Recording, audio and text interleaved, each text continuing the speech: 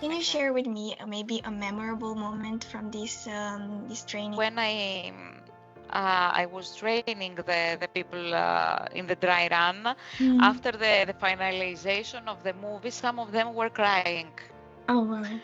And it was my feeling that we have achieved. We have achieved.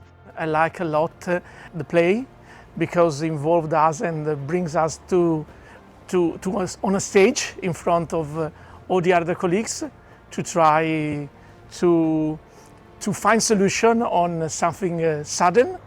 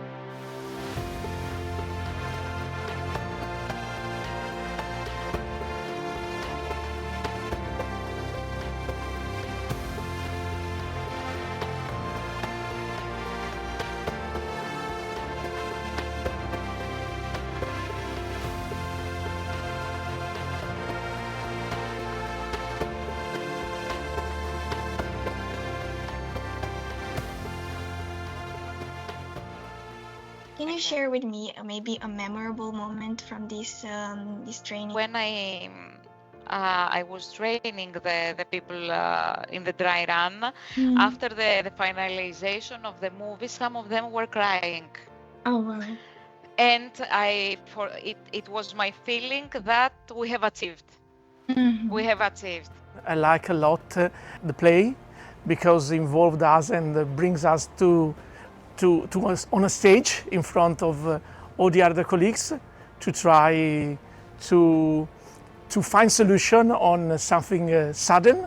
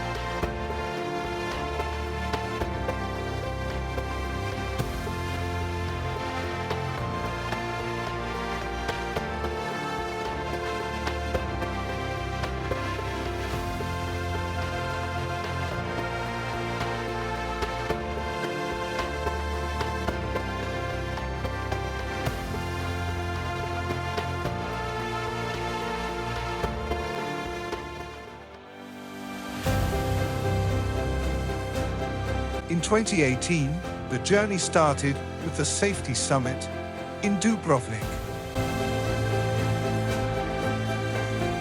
The next station was Porto, with the European Rail Safety Days in 2021.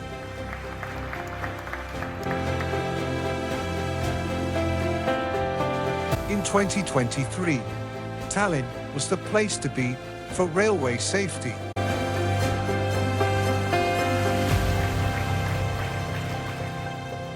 Today, we have arrived in Krakow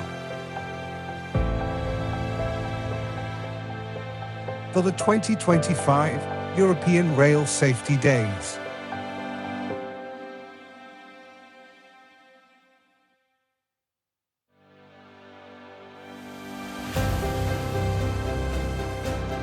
In 2018, the journey started with the Safety Summit in Dubrovnik.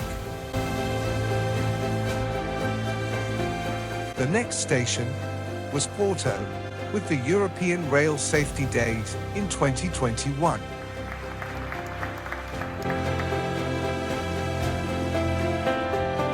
In 2023, Tallinn was the place to be for railway safety.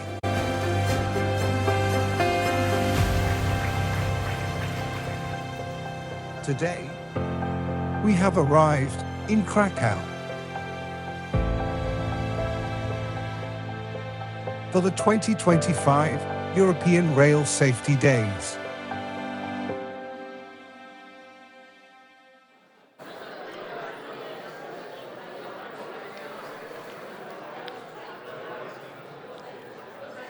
We start? Yes. Ladies and gentlemen, welcome back, and thank you very much for your discipline being on time for this last session. I know it's a quite huge effort at 4 o'clock to stay awake, to have full concentration on the topic, but I would like to continue actually with you to learn from the industry, to learn from other sectors. I think we had a very impressive first part already, and in this spirit I would like to continue. What we have definitely learned from the pandemic is a new way of working. That is the remote way of working, or the hybrid meetings, whether we like it or not, but that's a reality nowadays, and we had to adapt, or we are perhaps still adapting to it, to a more or less larger extent. Why do I say it? Because the next speaker, Lea Sophie Tramczyk-Wink, is not around physically in Krakow today. Yes, but she is there. This is amazing. Working for Austrocontrol in Vienna. She's a leading expert in human performance modeling and management for aviation. A clinical cognitive psychologist and specialist aviation psychologist. That's a bit dark for me, but okay, thanks. Her work has always focused on the intersection of safety culture, just culture, and data-driven psychological learning. Being the co-editor of Implementation Guide for Artificial Intelligence in Aviation. And that's a quite important topic, or this is definitely artificial intelligence is one of the hottest topics in Brussels right now. I think you're aware of this. Data, artificial intelligence. There is even an omnibus procedure going on for this. So I think that is really the hot topic at the moment. I can confirm that our speaker is definitely a human being.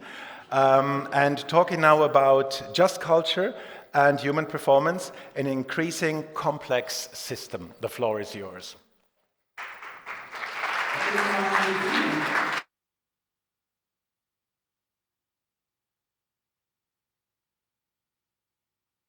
Breathe.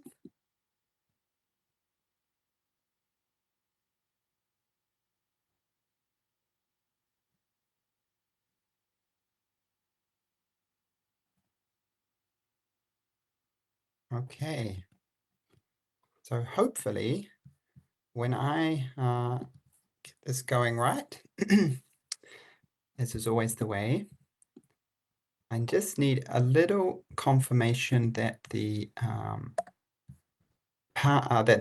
presentation is being shared, because when I share the presentation, I can't see anyone in the room.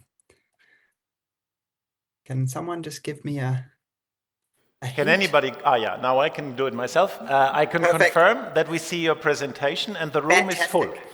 Okay, fantastic. Right, so I have 20 minutes to tell quite a large and complex story. And the first thing I want to do is apologize that I'm not there in person. I was yesterday, and I had a very good afternoon in 2 workshops with some of your colleagues. And I hope they enjoyed what we went through. What I'm going to do today is a very compressed version and make a bit of a jump from how we are doing data modeling and predictive human performance into using that in the just culture and investigation sphere.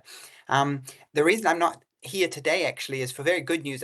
My wife and I are expecting a baby in a couple of weeks, so you can imagine there was a bit of a pressing need for me to get back to Vienna for today. So I hope you'll forgive me for not being there, and I promise to try and be there next time. So my name's Leah, and as you heard from the introduction, my day job is at Austrocontrol in Vienna.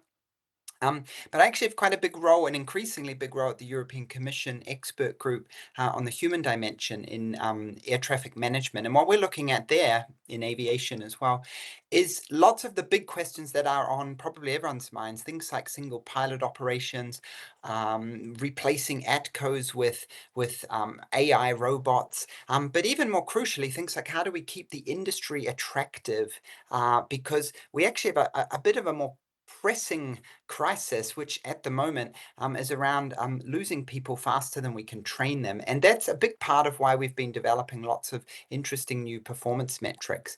So a bit of a premise for us, but right off the bat, what does a human performance manager or specialist actually do? Well, our goal as a practitioner is very simple. We're trying to maximize human performance in our system and at the same time reduce human error to a minimum. Okay, and the reason we have to do that is because normally when you push someone or teams or systems to increase performance, what you end up getting is a risk of an increase in human error or mistakes or things like that. So we try and offset that through design, through training, through selecting the right people, and by supporting individuals at their workstations. And for those who are in the workshops yesterday, you would have seen how we do that using a very, very cool model that I hope if you're interested, anyone can reach out. I do actually have it in this slide pack at the end if people want to have a read of it.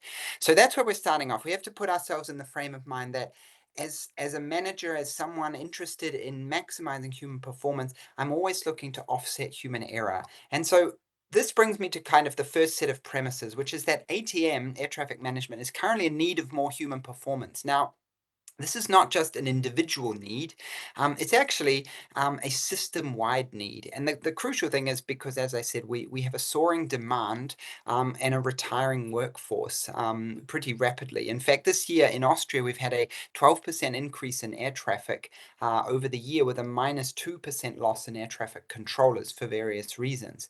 So you can imagine trying to fill that very rapidly coming demand with the same or fewer people is something that's becoming increasingly important for us to do. One of the big arguments that we've had for a while, though, is that the traditional metrics and the traditional ways of navigation, in fact, are maybe not necessarily fit for purpose much longer. And this is combined with increasing regulations designed to limit the loss of service and performance. So we have to try and combine these two kind of issues, which is how do you increase performance when you're actually restricted in what you can do to increase it. And this brings me to the second sort of premise around not just performance, but just culture, safety culture, and things like that, which is that actually sometimes in our system, we tend to forget that there are so many other people than just our air traffic controllers, okay? And unfortunately, I don't have time to go into the roles and what they all do and things like that. But the story I like to tell is that if an aircraft takes off from, say, Amsterdam or Paris or London and wants to fly to Vienna, what they typically will do is pass through about 15 air traffic controllers on their flight path. But every one of those controllers is usually supported by either another controller in a planning role, a set of supervisors in each of the operations rooms and towers, supported by people doing flow and network management, supported by engineers who are monitoring all of the systems, the radars, etc., and so on and so forth. And we call this a socio-technical system, which I'm sure many of you are familiar with. And one of the key arguments for a long time is that we've essentially been saying, look, maybe we should stop focusing on increasing automation and looking for solutions for the way the system is currently built.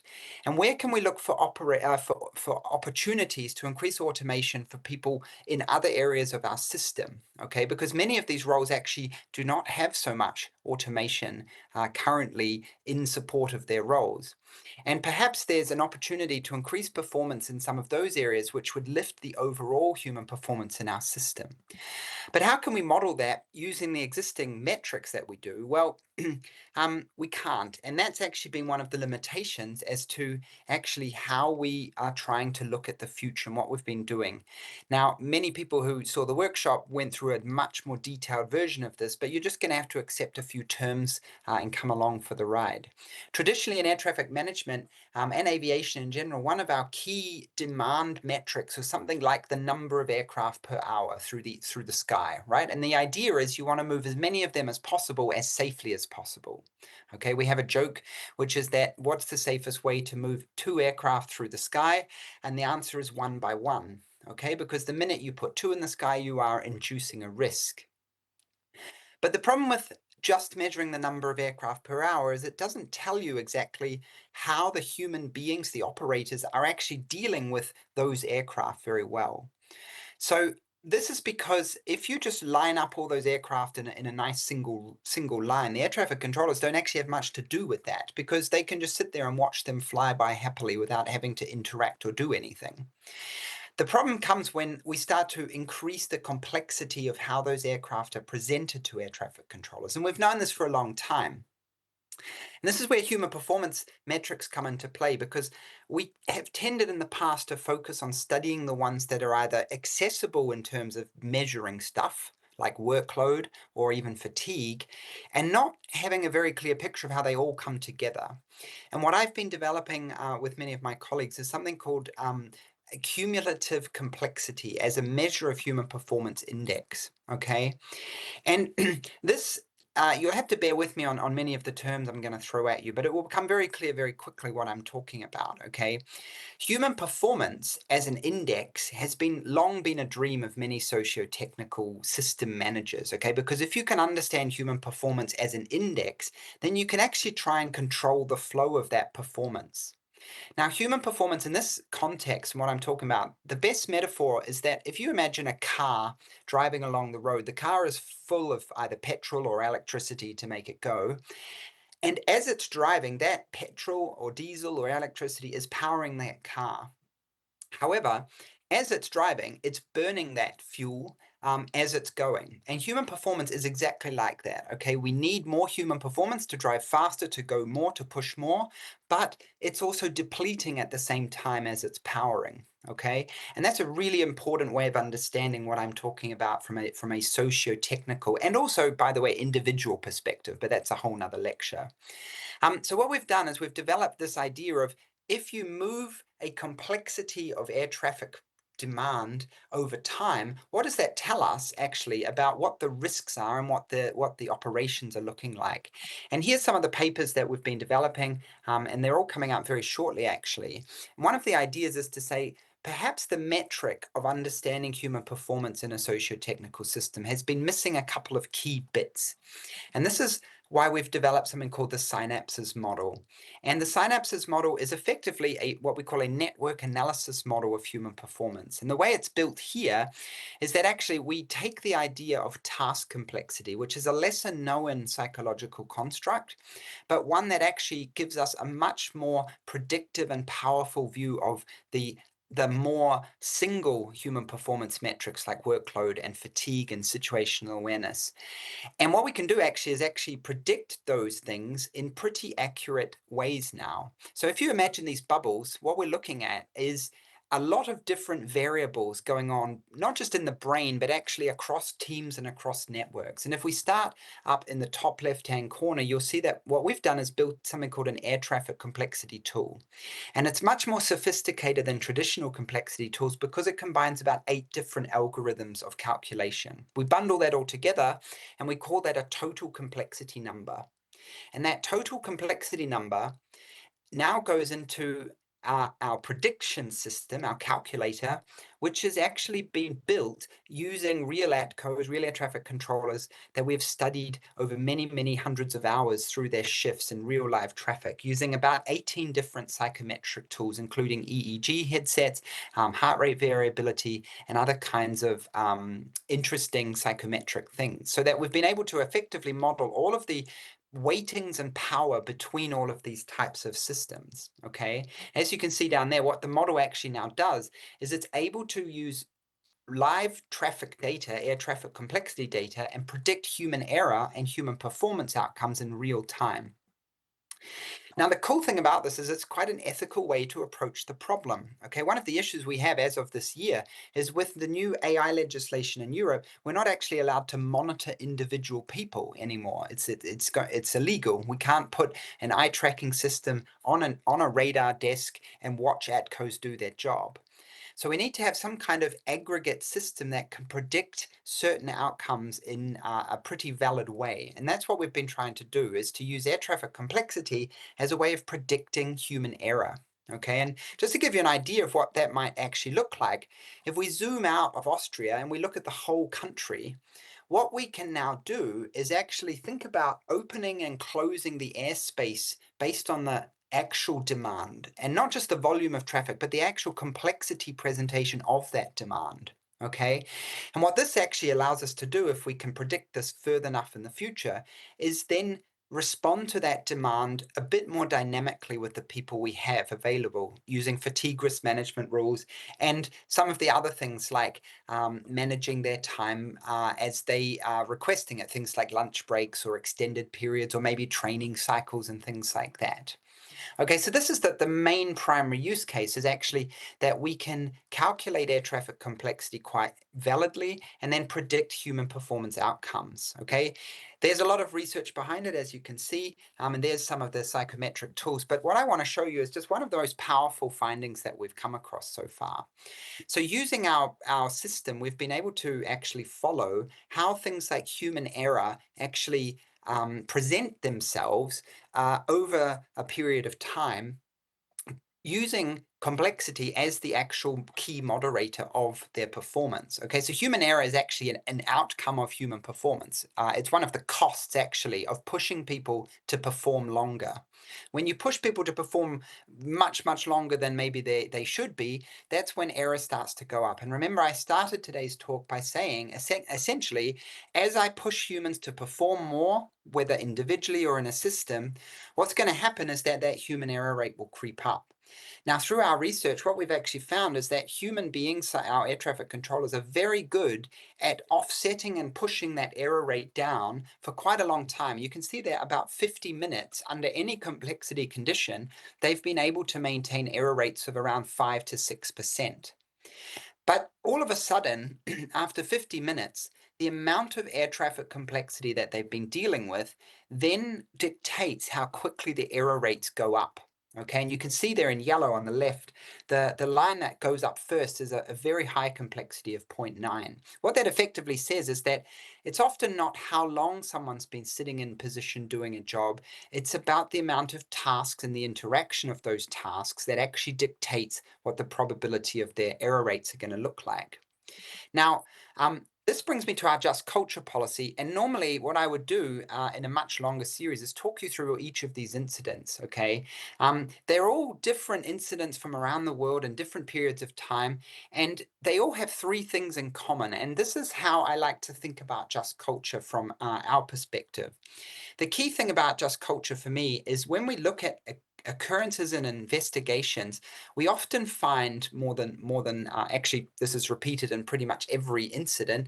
At the center of these incidents is a set of central human errors, almost always made some subconsciously without knowledge or intention by the operators. Okay, for example, Chernobyl.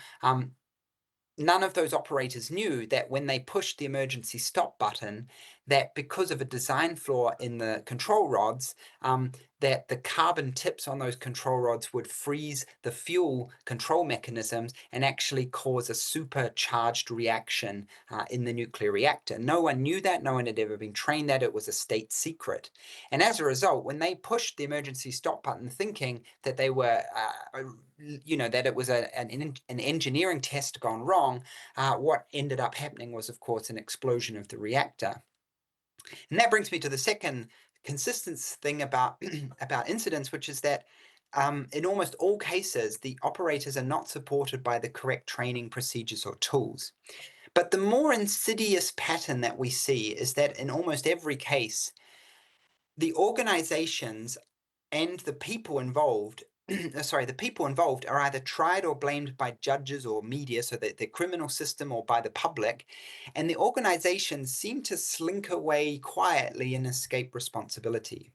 Now, at Austro Control, our Just Culture policy's key goal is to avoid this happening, okay?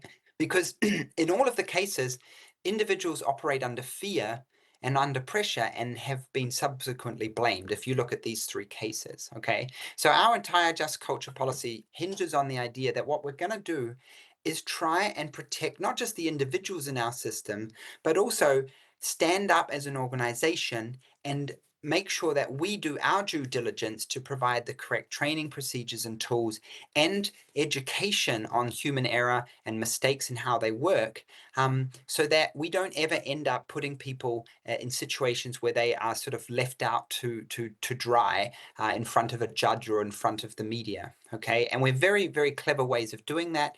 It's a whole nother lecture that I would love to go into, but fundamentally what Austria did, which I'm very proud of, is managed to convince the ministries to change the law in our Aviation Act so that we have an explicit paragraph that essentially says aviation organizations must apply Just Culture policies, and that offsets the ability of the Ministry of Justice to essentially come in and just prosecute at will. Okay, so in other words, they have to cooperate with Austro Control when it comes to investigating occurrences and accidents. Okay, and that's because when it comes to teaching people about Just Culture, what we really want to do is convince them not that they can trust us and report more. That's part of what one of the benefits are, but actually that when it comes to understanding how often people actually perform negligence or violations or destructive acts is so unbelievably minimal when it comes to the statistical number of occurrences,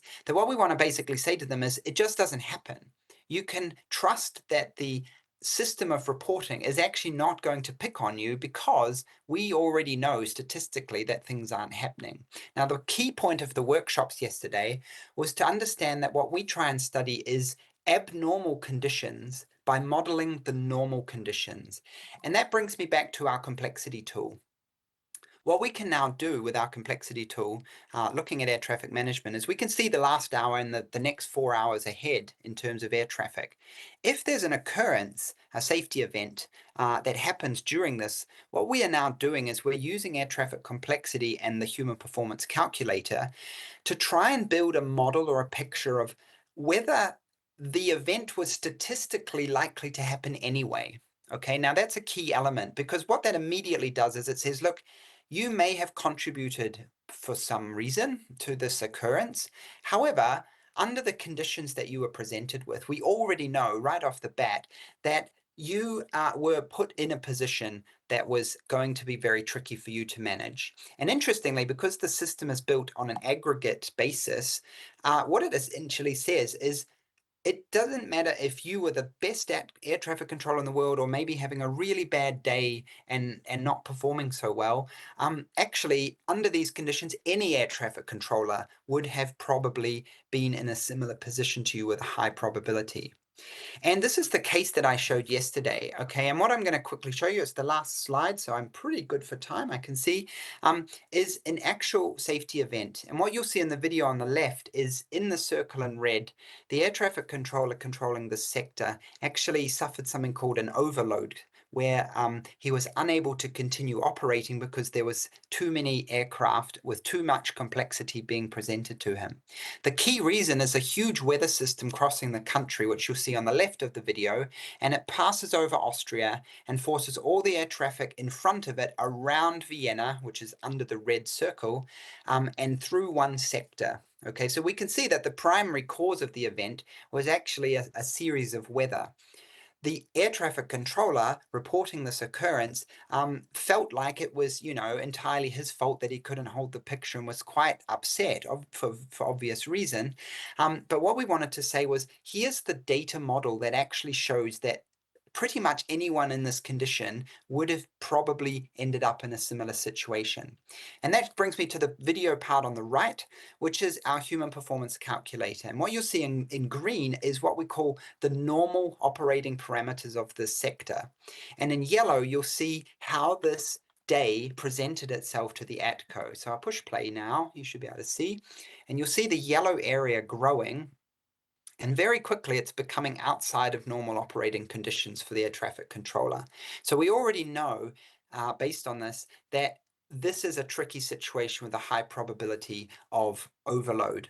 Okay, and you'll see right about now, the overload has occurred. We've replaced the ATCO, and so the acute fatigue and workload have changed. But that showed us exactly where the overload condition looked relative to the normal operating conditions of that sector.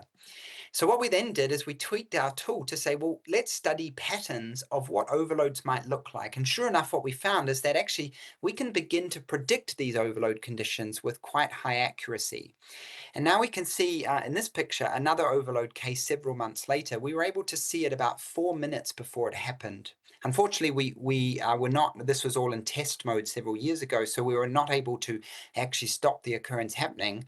But when we looked back at the data, we were able to see that we would have been able to predict it quite accurately. Now, what does this mean for our story? When it comes to Just Culture, no one comes to work with the intention to do a bad job. It's almost statistically insignificant that we have Just Culture committees raised because of human contribution to occurrences. Our goal is actually to maintain a balance of normal operating conditions, and then when things are abnormal, to try and understand why, and in a way that is tolerant of statistically likely risks. Okay, and if we ever detect at-risk behavior, which is the criteria for triggering a Just Culture investigation, our staff can be absolutely sure now that we've been through every possible set of subconscious, tolerated human error and other causal factors before we even come close to approaching them with questions about behaviors or at-risk sort of ways of working. Okay, and the numbers speak for themselves. In that year of that model that I just showed you, 2023, we had 2,186 safety occurrences at Austro Control, and this led to only 3 Just Culture committees. And a Just Culture committee is where, as I just said, we suspect that there might be some deliberate or maybe at-risk behaviors from our air traffic controllers. Okay, so this is how we try to use big data to effectively support the use of just culture policies, and where we take a very human concept like just culture and use big data to try and show that we don't necessarily need to go near talking about punitive actions or punishment or blame or anything like that, because it was just statistically likely to occur. So here are some resources if you want to read more and learn more. And thank you for listening. I know I've gone slightly over by a couple of minutes, but I hope that's okay. And I hope you enjoyed the talk. For anyone who would love to get in contact with me and find out more, please do write to me, LinkedIn, or directly at Ostro Control. Thank you very much for listening to me, and I'll push escape here, so I can come back to the screen and hopefully see you all again. There we go. I can see clapping, but I don't think I can hear it. But I think.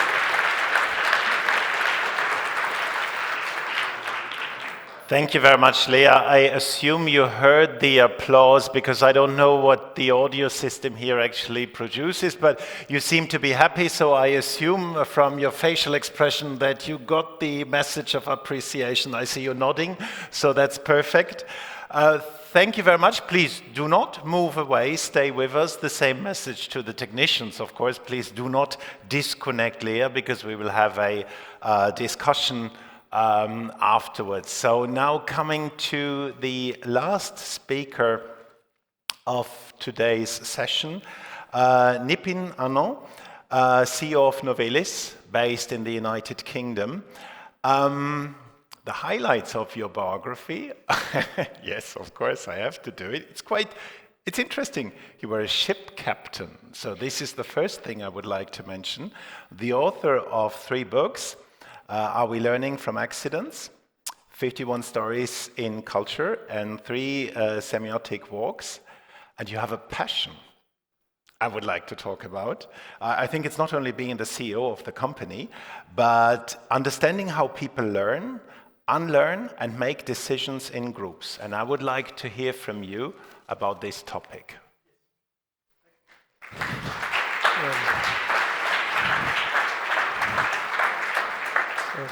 Well, thank you. Yes, my topic for the day is, are we learning from accidents? And my answer is no. And I'll tell you why. And it's a very, very simple thing, actually. We cannot learn from accidents if we cannot relate with people. And if we cannot relate with people, it's very deep-rooted, actually. I will take you through some of these slides, but it's a very deep-rooted problem that we have difficulty relating with people, so we never learn from accidents. And not just from accidents, you can talk about learning from work, learning in classroom, learning anywhere. Unless you are able to relate with people, it's very, very difficult to learn. So on that note, I would like to propose that the reason why we are not learning is that we do not have human-centric approaches in our models, in our methods, in our language. There is something inherently missing in our discourse today, in our language today. And I will tell you why, but before that, I just want to share with you a little experience from 1997 when I was 20 years old, and I was a cadet on a ship. And this is at the back deck of a ship. You can see there's the captain, and then there's the chief officer. This is looking at the ship from behind. There is an able seaman. He is mopping the deck. And this is what the captain said. And I was just standing in the background listening to the two of them. And this is how the chief officer responded.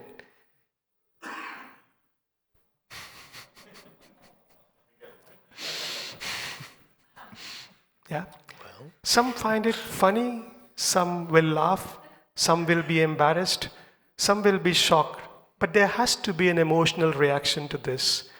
And the reason for that is this: we have turned a human being into an object.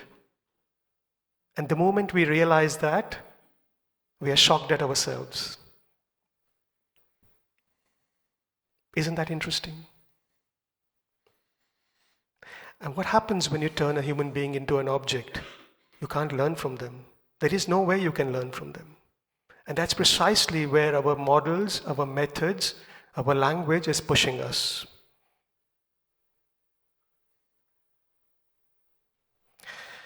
So, it is going to be a difficult one, but I will try to be as kind as I can in my language.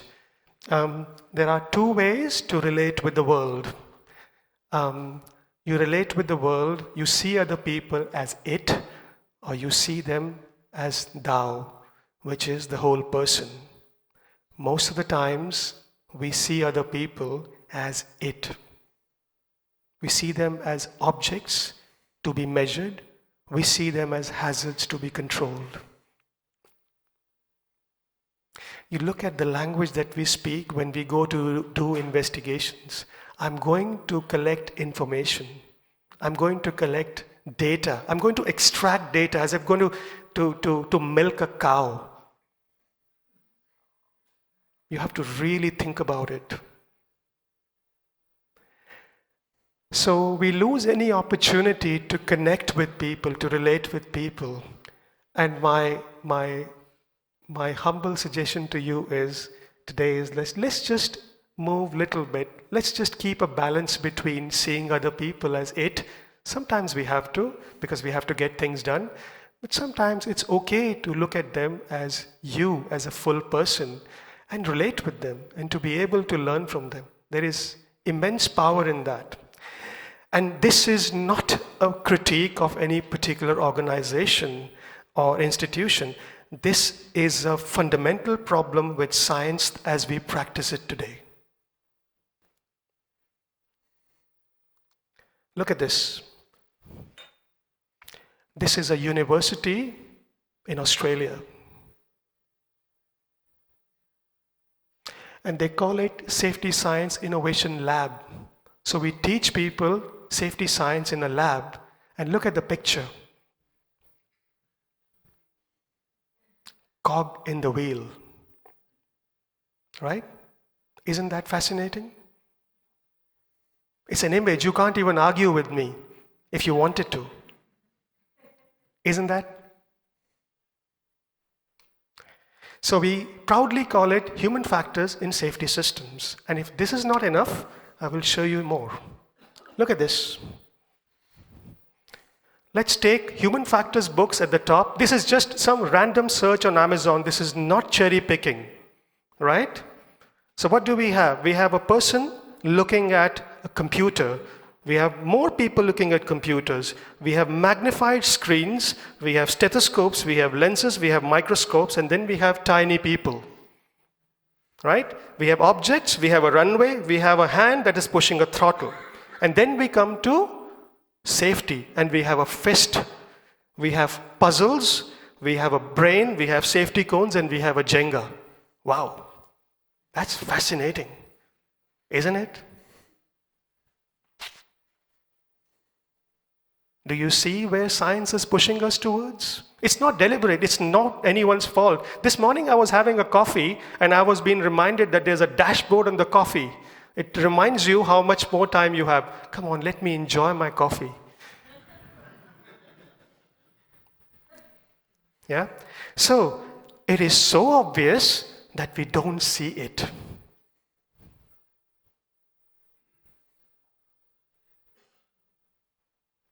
You have to meditate on this. Oh yes. Yeah? So, what happens when it goes wrong? When it doesn't serve the system. When the cog does not serve the system or the wheel.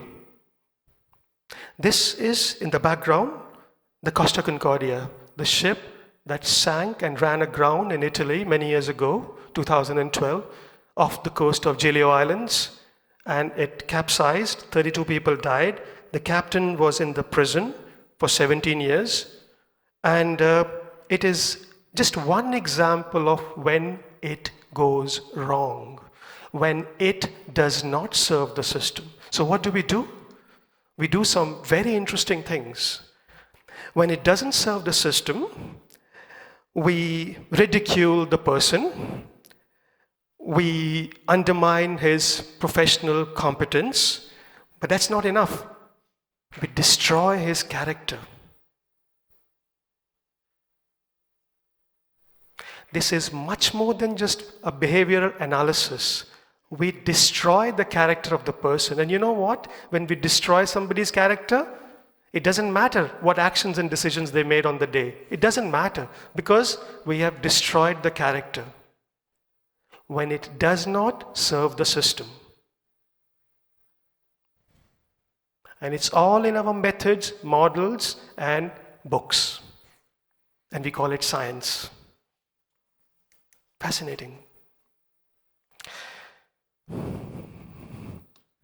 Are you upset with me? It's okay. So, I have been researching this accident and many accidents in the maritime world. That's my world, oil and gas world. And I collect many, many stories of accidents. And I find it fascinating that almost all the time it becomes a pity, it becomes a joke, it is a source of shame, and it needs to be fixed. These are the 4 monkeys of Baruch Spinoza, the philosopher. Precisely Spinoza's point. Not to lament, not to mock, not to blame, but to understand. But we do everything around except understanding. So that is what happens to it. So what did I do? I went to Captain Francesco Schettino to meet him as Captain Francesco Schettino 5 years after the accident. I wanted to learn from him as a person, not as an object. I didn't go there to extract information. I was with him for 4 days and I listened to him. I just wanted to listen to him. And he spoke for 12 hours without me asking too many questions on the video. And I produced a book out of it. We'll come to that. But what is my point? My point is that amazing things happen when we meet people where they are. Amazing things happen when we leave aside the idea that people are objects and we want to engage with them. The first thing that shocked me was this. In 5 years, you are the first person with the professional background who came to meet me at my level.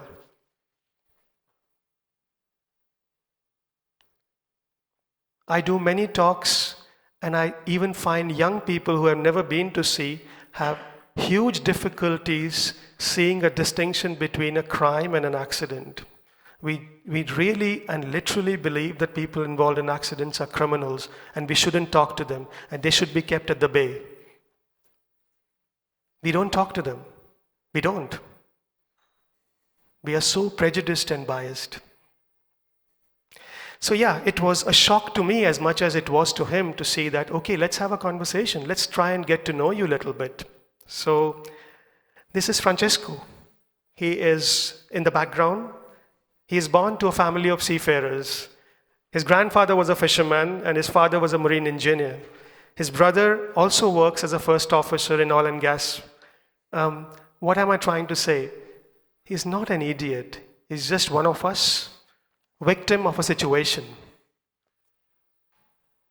Yeah? Worked on tankers. Most seafarers will stick to one kind of ships for their life. This man has worked on tankers, ferries, gas turbines. He has worked on passenger ships. He has built ships in France. He was at one time appointed as the safety officer of the fleet just before the accident. He was actually a representative. He must be doing some right things, right? There could be a possibility that we could learn something from him. Right? A point I will return to, but he kept saying this one thing, that junior officers today don't have enough experience in their position. And I urge you this one thing, that if you're going to do an accident investigation or an audit or an inspection, when people repeatedly use certain words or phrases or they complain about something repeatedly, listen to them. They have something important to tell you. And this was a big thing in the accident investigation. I'll come to that. He's an intelligent man. He's asking questions. He's asking questions about the adequacy of regulations whilst he was under prison sentence for 5 years at home. He's asking the question that why is it that we have such good fire regulations on ships, but the moment the ship starts to take in water, all regulations, all systems, all technologies fall apart. Nothing has changed since 1912 from the days of the Titanic. He's listening. He's thinking. Right? He has some important things to tell us. He built a kayak which weighs a mere 10 kilos and 5.2 meters long, and he earned a prototype for it whilst he was waiting for his prison sentence at home. So he has something to contribute to the accident investigation, right? He has a dog, and this is a very, very interesting story. The moment he was under house arrest and his life was made miserable, he thought of getting the ugliest dog in Italy. And the reason for that was when the dog walks with him on the road, the dog takes the attention away from him. So he can avoid the public shame. Isn't that fascinating? So, these were his parting words to me when I left his town. He said, they have destroyed me. By that he means his company, his family, his daughter, and his wife. So it's not enough. It's not just you. Your whole family is destroyed because you have had an accident. Somebody spoke about trauma this morning very much. Yes, this is him. Just after the accident, tackling an emergency all night. In the morning, straight to the interrogation, and when he complained about headache, he was given 2 paracetamol and 15 minutes to take a shower before interrogation, which became the basis for accident investigations. So we interrogate and investigate traumatized people, and we call it accident investigation. And we think we are learning lessons out of it. This is how we treat it. That's my world. I don't know about yours. Happens more often than I think or you think. So lots to talk about, but these are some little things that I felt I was moved actually when I did this investigation. And of course there were some very interesting insights which I can only share with you concisely. But my point is, as people are talking to you when you do investigations, audits, inspections, listen to the whole person. Don't just focus on the object. Don't just focus on how much more data you can collect now because you only have 30 minutes. Have a conversation. You might learn something. That process of just having the conversation with the person is a process of learning. We think of corrective actions as learning. No. That process of engaging with people in itself is a moment of learning for you. So take the time to listen to people, see how much you can relate with them or not. And as a result of that, I found some very interesting insights. One of them being a ship heading into the rocks. There are 5 people on the bridge of the ship and nobody tells this to the captain. Nobody speaks to the captain. And you know why? Because we have a problem in our industry. Traditionally, the maritime industry has always been hierarchical, always. But we have a new form of hierarchy now, where we have an expert, a silo on the bridge of the ship, surrounded by novices, people who have very, very little experience. It's always been like that, hierarchical, but this is a new pattern of hierarchy that we are noticing.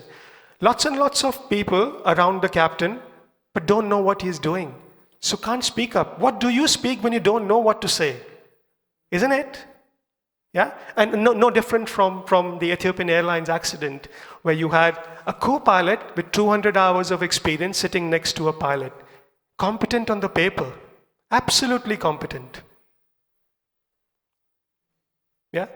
Tell me, how would a 3 days course in psychological safety help you here? Or a non-technical skills? Who are we fooling?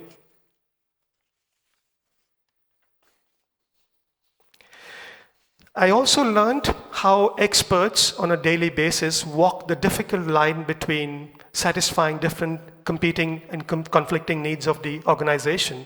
But it takes a couple of hours of an accident to turn an expert into a criminal. Very little time. That's my story also, by the way, going back many years. That's why I left seafaring or shipping.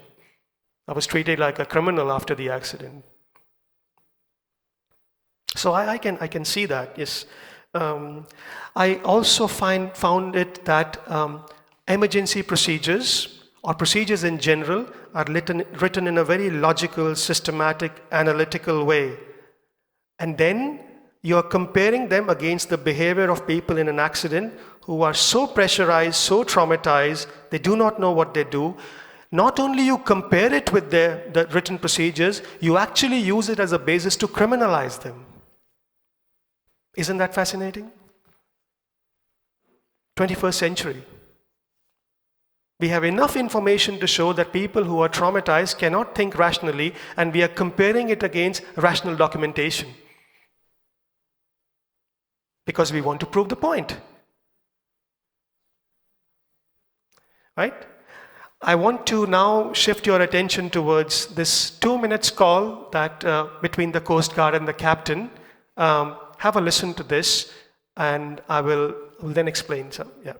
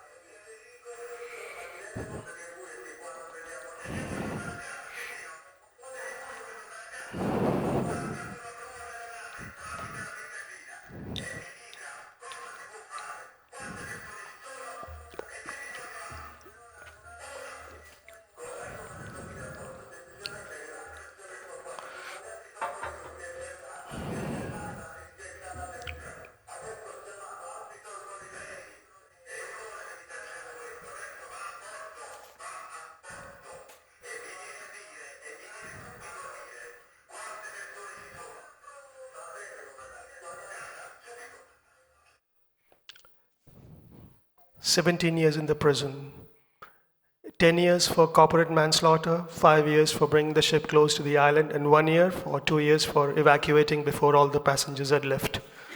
And here's what he has to say. Soon after that, De Falco was, I don't know if De Falco or who, I don't know, was offering that stupid phone call to the press worldwide. The company changed strategy. Soon after, when I finished the interrogation with the judge, in that very moment, they start to divulgate that phone call. And they start to change direction, because that phone call gave the ability to everybody to not go in deep exactly in this accident, because the scapegoat was in that moment found. The public opinion was satisfied, everybody was happy, and they have created a character that I believe that in reality does not exist. And they were having, I believe, all the captain worldwide, because you become captain after you spend all your life at sea. And I would like also for the category that the world knows that the captain, they don't escape, they don't go away from your ship. That's something that maybe this story has to be told properly, but not for me, because this has been ridiculized as a category.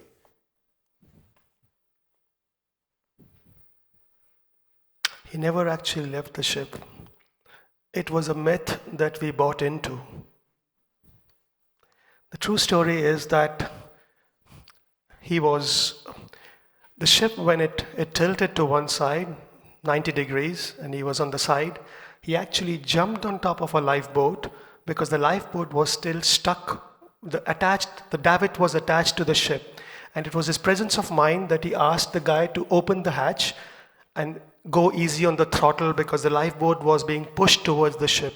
And his presence of mind saved, I don't know exactly, but about 300 people who were trapped in this boat, who would have all been killed. It was his presence of mind because of which they were saved. A letter that he wrote to me from the prison, supported by all the research. You can read this book. You can read mine, but you can read this. This is Professor Maurizio Catino from Italy. It's a fascinating book. And it gives a very detailed account of under what conditions and how he left the ship. But we have been sold to this idea that this was Captain Coward who left the ship and he ditched the passengers. In his words, it's a 60p tabloid news which sells so well. The trouble is we learn nothing when we do that. We learn nothing about the fantasy documentation that we create that we call emergency procedures and the design of the equipment that we create. If we have the time someday, I will take you through how lifeboats actually worked or not in that moment. But this was an accident investigation where categorically and formally in the investigation report, one person, the captain of the ship, was the main cause of the accident, very explicitly written there. Right? Here's one from his brother.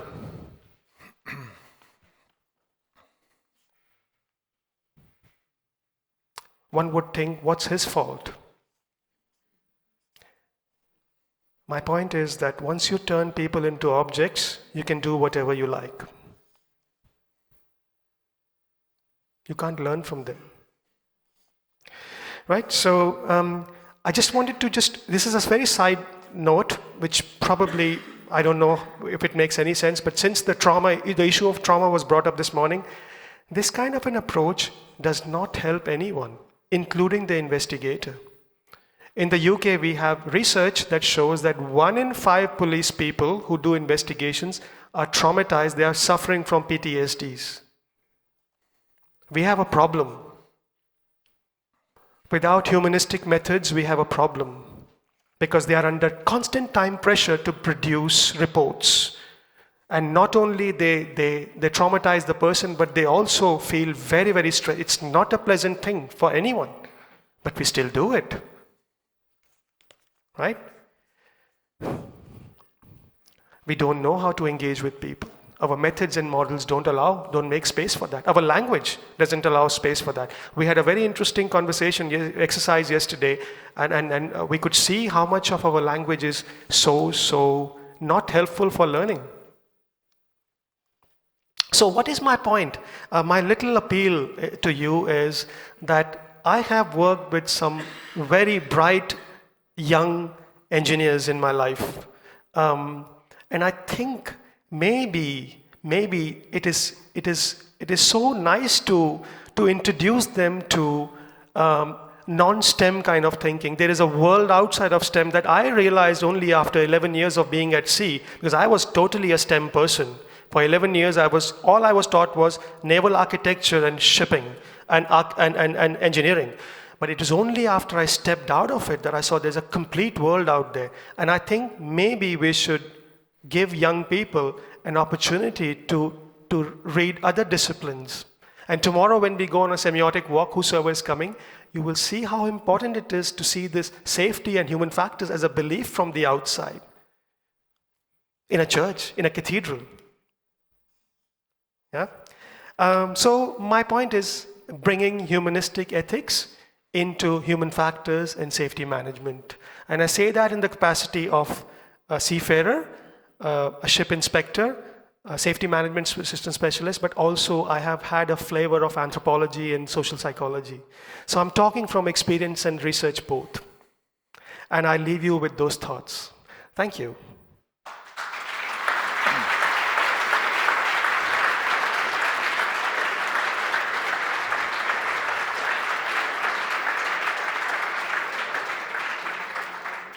Thank you very much for your lecture, most probably controversial as well.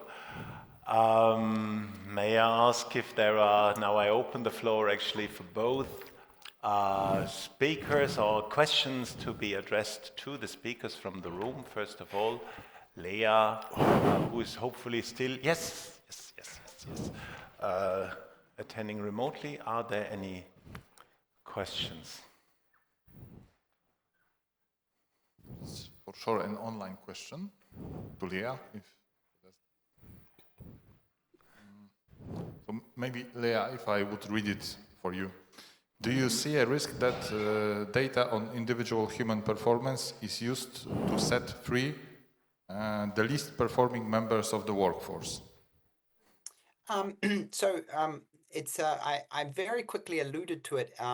What we've built is a tool that actually doesn't monitor individuals in real themselves. So the tool is actually ambivalent to who is sitting in the chair doing the job at the time. And the reason is because actually, as I mentioned, it's not just that the new EU legislation on AI prohibits monitoring of individuals at work, which is a very big and important thing many of us are still trying to understand, but actually, and this is what's so interesting, listening to Nipin's work, Nipin's presentation.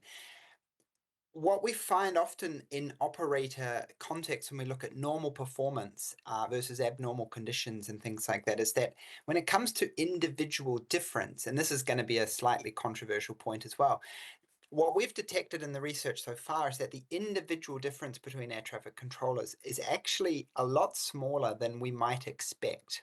Now, what this actually shows us is that when it comes to maintaining normal operating conditions, when I say normal, I mean average traffic patterns, average types of operations, when we try and keep people within those norms, what we find is the individual difference between people is actually relatively minor, which means from a management perspective, I don't actually have much of an interest in monitoring specific individual people. Now, there will of course be others who take a much more cynical view and will take a much more perhaps naughty view at trying to collect individual data. But actually, for the purpose of what we're trying to do with this tool, we're actually not interested at all in individual performance. What we are trying to do is find ways of keeping the system and network performance much higher for much longer. And to do that, we have to try and meet the demand by the people we have available. Okay, so there's many things going on with the way we've built this tool, but it's sort of been an ethical approach to the development of the tool. And I've tried very hard actually to avoid monitoring individuals. Yes, we did it when we built the algorithms using psychometrics and following air traffic controllers. But now that the tool's built, we are not monitoring individuals at all. So just based on our tool, we've tried to be very clear that it's not for that purpose. There are other ways of doing that, and actually, if operators want to monitor themselves, there are ways you can build on personalization of this tool and things like that. But there we actually run into one further big obstacle, particularly in cockpits or air traffic management systems, which is that actually we are regulated very, very heavily not to be able to change technical systems very easily. What that means is that even if I wanted to build an eye tracking machine into a radar desk, the amount of safety assurance required not only to do that, but to then build a subsystem which understands what that eye tracking data is seeing and then pass it on to someone to do something with is actually almost not worth the investment or even consideration. So we both have the ethical and legal reasons preventing us from doing it, and even the technical obstacles of being able to achieve it. So I'm not sure that risk is particularly high unless there's a demand from customers to want to do something like that. That's a very long answer, so I apologize. You have to help me out with, I saw a hand going up. The lady over there. Do we have a mic? Yeah, we have. Could you just introduce yourself and the company and the question then, please? Yes, of course. My name is Isabel and I am an investigator in the Spanish NIB. And my question is for Dr. Nipin. I don't exactly get how the humanistic ethics approach improves safety. I mean, I can see that just culture is useful, because you can create a climate of confidence where everyone can share their errors and their mistakes. But just culture is also about punish negligence conducts. And I find that your presentation is more about reparation, about forgiveness. So I don't know, I cannot find the link with safety. Okay. Think about how you could get, well, first of all, when you have an accident or an incident, you're trying to understand what happened, what went wrong, what went right, whatever. Where is that information coming from? Yeah. Do you believe that a traumatized person can give you correct information? It's just an open question. It's a conversation we are having. There's a very wonderful book. It's called The Body Keeps the Score. And it gives some very interesting insights about how a traumatized person, a person under stress, a person under pressure, their data that you want to get from them is totally unreliable. They're not speaking, most of the time, they're not speaking from... So my point is that if you look at an expert, if you look at an experienced person, the source of all decision making is intuition. It's not the rational mind. It's coming from their intuitive thinking. And in order for that person to give you anything from their intuitive mind, they have to trust you. Intuition doesn't come just like that. So you have to be very patient when you engage with people, because a lot of information is coming from intuition and instincts. That's what makes you an expert. And if you don't get the right information, if they don't, at a very, very basic level, if people become defensive, you can just forget you will get anything from them. And that's what happens most of the times. People become very defensive. They don't engage. So how are you going to get anything from them if they don't engage with you? That's the first step. That's the first step. And then there are many, many more layers we can go into, but I just leave it there to say, how do we engage with a traumatized person when you know that he or she holds a lot of knowledge, that you need to produce a report? I'll just leave it there. Yes?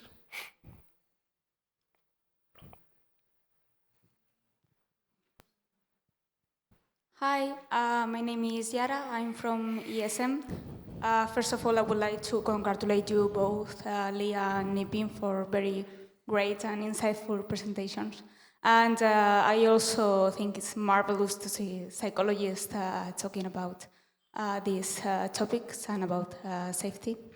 And my question is more from Nipin, who already I have the chance to talk a little bit with him. And it's quite a specific questions. While I do agree with many of the points in your presentation, and I think you really explain very well things about second victims in accidents, and it's a great presentation to talk about work as done, as is the topic of the conference. I do think you try to pick our skin with some of the things more controversial that you mentioned. So I was curious and really just honestly curious about when you mentioned about that piece of newspaper, and you mentioned that now there's like a new hierarchy that is like the expert versus the not that expert hierarchy. And you talk about the pilot and the not that expert pilot, and you tell how can non-technical skills or psychological safety help us with this? I'm really curious if you could elaborate more. Sure, absolutely. A great question. You see, what we have to understand is that there are many, many ways in which you can exercise power over another person. Many ways. I'm standing here elevated and everyone is looking at me is a source of power. I hold the knowledge to tell you or not to tell you something, that I hold the power. So power is present in everything and everywhere. A mother refuses to see the child, a 2-year-old child will make that child so vulnerable just by not seeing, not looking at the child. That's what you can do with power. Expertise is just one way of manifesting the power. This is just one form of power. By the virtue of his knowledge and experience, the captain knows so much more. The tacit knowledge, the implicit knowledge, the intuitive knowledge that we spoke about just now. The captain has accumulated that knowledge for many, many years. For somebody who is just walking into the profession, he's going very, very close to the land, because that's the demand of the trade, let's say, to go close to the land, to give good sightseeing to the passengers. Because passengers, when they open the porthole, the window, they want to see. They've spent a fortune on the cruise ship. So the captain is meeting all those difficult demands through his experience, through his expertise, which a novice cannot fulfill. A novice has no idea how the captain is doing those maneuvers, right? So the captain becomes very much more powerful in that equation. And that kind of power, precisely that kind of power, cannot be compensated for through non-technical skills, through psychological safety and all that stuff, because it's years and years of experience. You cannot just create an expert within 3 days. It's not possible. My point is, you have to really understand what is the source of power in this space. That's what I'm coming to, yes. Thanks for the answer, and if I may re-answer you as in a conversation, what you might suggest instead? Is to make sure that we have some practical methods and tools for people to share experience. We do not give enough thought to that space. My latest book, 3 Semiotic Walks, actually talks about it. So how do you get experts to share experience? Many industries struggle with that. Yes, I think we should spend a little bit more time on sharing expertise, building expertise, nurturing expertise, developing expertise, and less on non-technical and technical, because that's a very arbitrary divide in my view. Okay, thank you. That's the very last question from the gentleman over here. Very, very last, very quick, please. Just one, Luca Save, Deep Blue. And one additional comment. What I find interesting of the book, Are We Learning from Accident, is that you can apply it also to the incident situation. So in my experience, it is quite common also, for example, in the railway domain, when you want to understand better from the person involved in the incident, even without any significant damage, you want to understand something. Of course. And it is quite common to have this defensive attitude because you are not sure that there is an adequate level of trust. So the person does not necessarily trust in you, that you are there to understand something new. But there is a strong temptation to think, okay, it doesn't want to say anything to me, so maybe it's better like that. My life will be easier. I don't have to challenge procedures and system design, and so I just want to say that this similar mechanism in an easier situation happens also with incidents, and is something to reflect on, in my view. Thank you. It happens with many instances of mental health where people find it very difficult to express because nobody wants to listen. You see, the thing is that we don't realize all listening and talking is a relational exercise. You can't just talk to a wall. You need to have somebody on the other hand. So my point is that this kind of a relationship reconciles learning and healing, which is the need of the hour in accident investigations. Because if there's nothing else you want to take away from here, do not traumatize a person who's already traumatized by the accident. Because what I hear most of the times is, the accident was the easy part. It was going through the investigation process that was more traumatic. And I think we need to meditate on that. What is it that we are doing in the name of investigations that are traumatizing people? That's my own experience also, by the way. Lived experience. I think there is enough potential for follow-up discussions. I'm not going to wrap up because the session was inevitably rich, perhaps even too rich, very complex, and what we heard here to a large extent as well, controversial. But this is why I would like to make a compliment to the agency. I think these Railway Safety Days are actually really inspiring to reflect about the system itself, but perhaps about your own behavior or our own behavior. So I think, without concluding, but I think it triggers discussion. It was a very special session, but I think from my point of view, it was a very inspiring session as well. Just want to repeat, not teaching a lesson. This was not a blueprint here, what we heard from other industries. It was just to trigger reflections, and what I heard here is that it definitely triggered discussions.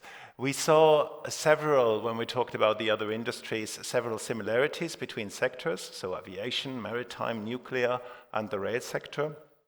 The question to you is now what you take back actually from this, but I sense or I feel that you take quite a lot back, and perhaps it takes a while now to digest it actually, and then when you come back home to implement, to discuss it, and to further develop it. I leave these things uncommented, what has been discussed here, but what I would like you to take back from Anna Maria, Nicholas, and Lea is the experience for complex systems, about complex systems, how they are dealing, how they have been dealing with it, with decades, I have to say, of experience. Perhaps that's a good inspiration. Nipin, the discussion about the behavior, about our own behavior, I take personally back destroying a character. This is, I think, something I would reflect about this. Lea, you made a big statement, cognitive overload. And I want to come back to you. Yes, I think it was definitely a cognitive overload. I don't know the whole Railway Safety Days. I don't want to comment on this. But at least this session. And yes, I think it was worth it because I think it was very inspiring and it was very eye-opening. We might not all share the same point of view here, and we heard it, but it definitely kicks off discussions. I want to thank the speakers. I want to thank you for your attention at 5:15. I mean, the discipline is amazing, I have to say it. Thank you very much. And now I give you back in the good hands of the agency. Thank you.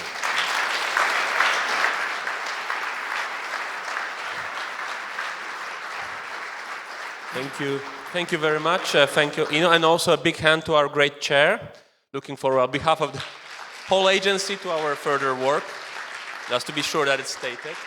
And thank you to our great participants, both present here and online. And I think this is time. There's one last technical information for all of you. There was a test in the previous technical information regarding on-site visits.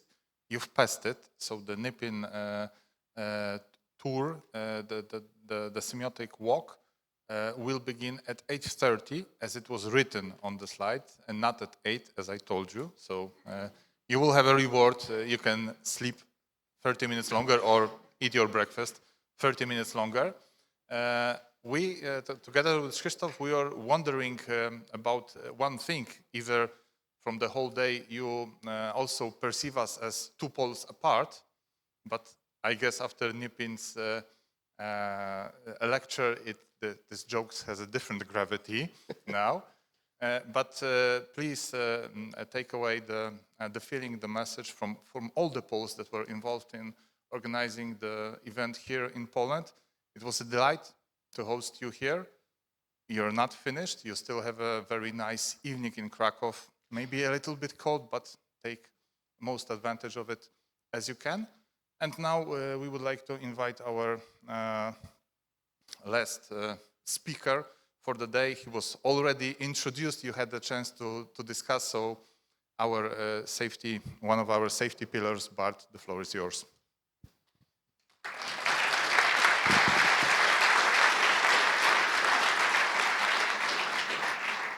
I know you said you did not want to wrap up the session or even the days, but you did anyhow, and in an excellent way. So that makes my life a bit easier. So thank you for that. I hope that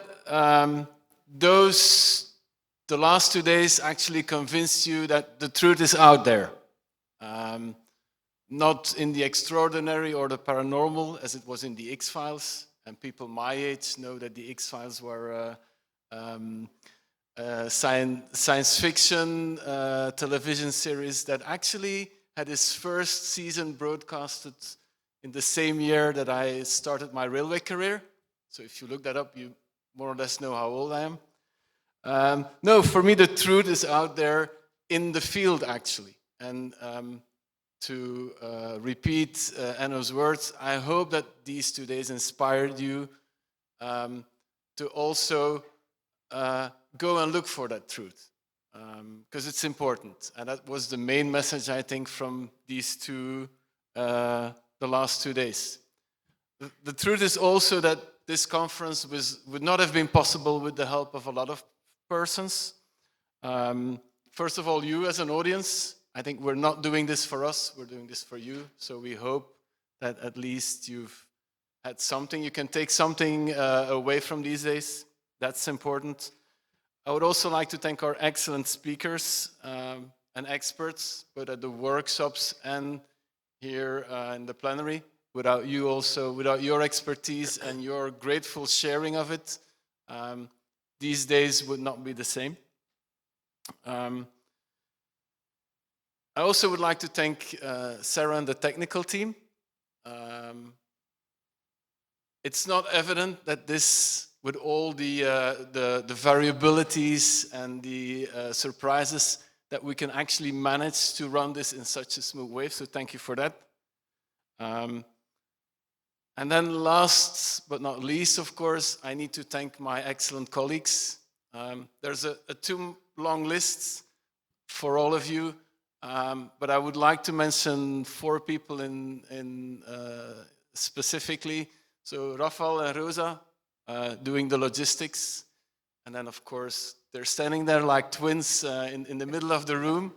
Gregory and Kim, many thanks, because without you, this would not have been possible.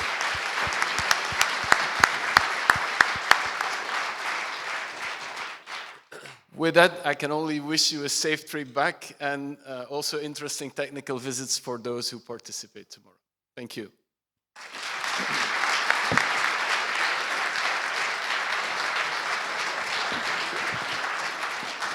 So on that note, we will finish this great event also on my behalf and the other poll. Don't remove the polls yet. A great big thank you for being such a great audience, as rightly noted, very well organized and on time. In railways, this is critical, as you everyone know. We would kindly invite you to join us at the networking cocktail. Just one little thing, literally just one more statement from my side. The agency not only wants to be a safe and interoperable agency, we want to try to be green and be more sustainable. So we try to limit our impact on the environment. Hence, I would like you to take as much as you want from this event, but please do not take the lanyards. If you are not going to the event tomorrow and you don't need your pass, please keep the badge as a memory, but please remove the lanyard and leave them at the reception. That way we can reuse them, and that way we don't have to produce more and more of them. And this is something that in a little way, the agency can contribute to make the world a little more sustainable. Thank you once again. Thank you on behalf of my colleague and myself, and have a great evening and great visits tomorrow. Enjoy Krakow.